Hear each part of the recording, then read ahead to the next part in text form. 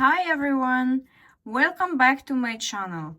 In today's tutorial, I am going to show you how to undo a crochet stitch.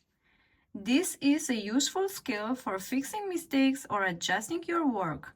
So, grab your yarn and hook and let's get started.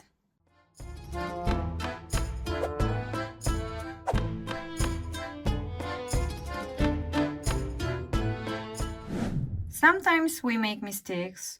Don't worry, this happens to everybody. So, if you need to undo stitches, remove the hook,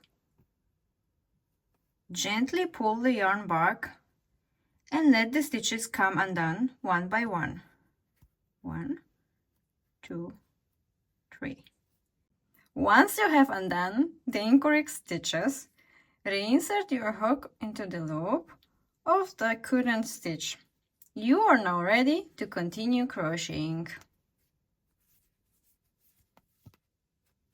If you found this tutorial helpful, please give it a thumbs up and click the subscribe button below for more crochet tutorials and tips.